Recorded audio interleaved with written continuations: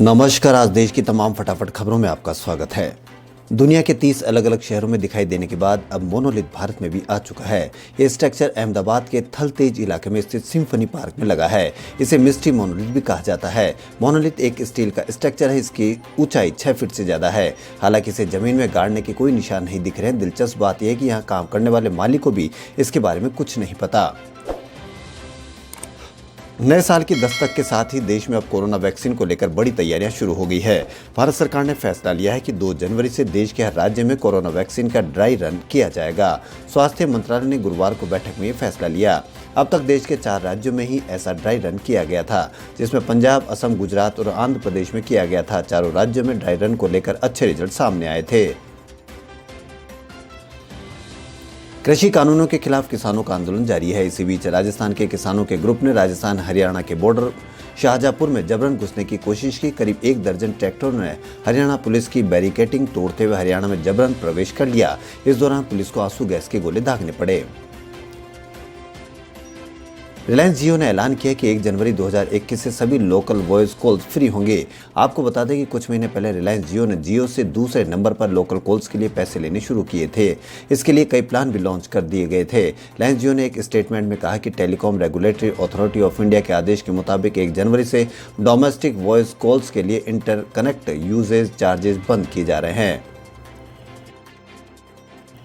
उत्तर प्रदेश कांग्रेस अध्यक्ष अजय कुमार लल्लू ने राष्ट्रपति रामनाथ कोविंद को पत्र लिखकर उत्तर प्रदेश में संवैधानिक अधिकारों के कथित हनन और लोकतांत्रिक व्यवस्था को छिन्न भिन्न किए जाने की शिकायत की है। लल्लू ने गत मंगलवार को लिखे पत्र में राष्ट्रपति का ध्यान पिछले 28 दिसंबर को कांग्रेस के 136वें स्थापना दिवस पर पार्टी द्वारा आयोजित कार्यक्रमों को सरकार द्वारा रोके जाने की तरफ दिलाया है।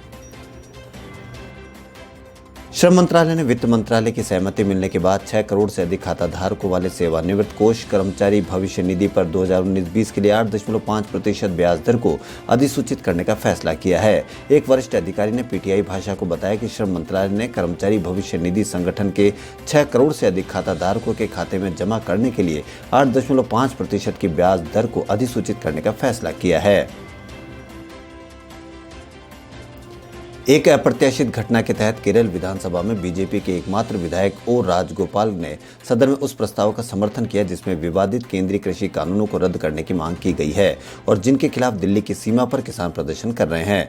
केरल विधानसभा के विशेष सत्र में बृहस्पतिवार को मुख्यमंत्री पिनरई विजयन ने प्रस्ताव रखा, जिसे सत्तारूढ़ वाम लोकतांत्रिक मोर्चे, विपक्षी कांग्रेस ने संयुक्त लोकतांत्रिक मोर्चे और बीजेपी के समर्थन से सर्वसम्मति से पारित किया गया। केंद्रीय मंत्री एवं परिवहन मंत्रालय ने देश भर के नेशनल हाईवे के टोल प्लाजा पर टोल कलेक्शन के लिए फास्टैग की अनिवार्यता की अंतिम तारीख को 1.5 महीने के लिए बढ़ा दिया है। अब लोग 15 फरवरी 2021 तक अपनी गाड़ियों में फास्टैग लगवा सकेंगे। पहले डेडलाइन 1 जनवरी 2021 को खत्म हो रही थी। दिल्ली हिंसा मामले में दिल्ली पुलिस की क्राइम ब्रांच ने उमर खालिद के खिलाफ चार्जशीट दाखिल कर दिया है। 100 पन्नों की चार्जशीट में उमर खालिद पर दंगे भड़काने, दंगों की साजिश रचने, देश विरोधी भाषण देने और अन्य आपराधिक धाराओं के तहत आरोप लगाए गए हैं। चार्जशीट के मुताबिक 8 जनवरी को शाहीन बाग में उमर खालिद, खालिद सैफी और ताहिर हुसैन ने मिलकर दिल्ली दंगों की प्लानिंग के लिए मीटिंग की थी। इसी दौरान उमर खालिद ने एंटी सीए प्रदर्शनों में मध्य प्रदेश, राजस्थान, बिहार, महाराष्ट्र में हिस्सा लिया और भड़काऊ भाषण दिए। कश्मीर में बृहस्पतिवार को ठंड का प्रकोप बढ़ गया और घाटी में कई स्थानों पर न्यूनतम तापमान जमाव बिंदु से नीचे चला गया। जम्मू कश्मीर की ग्रीष्मकालीन राजधानी श्रीनगर में तापमान 0 से 5.9 डिग्री सेल्सियस के नीचे चला गया, जबकि उससे एक दिन पहले न्यूनतम तापमान 0 से 2.2 डिग्री सेल्सियस नीचे दर्ज किया गया था। मौसम विभाग के अधिकारियों ने बताया कि उत्तरी कश्मीर के गुलमर्ग में तापमान 0 से 10.4 डिग्री सेल्सियस नीचे दर्ज किया गया है। घाटी में गुलमर्ग सबसे ठंडा स्थान रहा। नवनिर्वाचित राष्ट्रपति जो बाइडेन की टीम में नामित लोगों में अधिकतर महिलाएं और अलग अलग नस्ल के लोग हैं। पूरी टीम में 61% महिलाएं हैं, जबकि अलग अलग नस्ल के 54% लोग नामित हैं। बाइडेन की टीम ने कहा कि नवनिर्वाचित राष्ट्रपति बाइडेन और नवनिर्वाचित उपराष्ट्रपति कमला हैरिस का प्रशासन देश की सबसे अधिक जटिल चुनौतियों के समाधान के लिए अलग अलग विचारधारा, पृष्ठभूमि और कुशल प्रतिभावान लोगों को शामिल करेगा।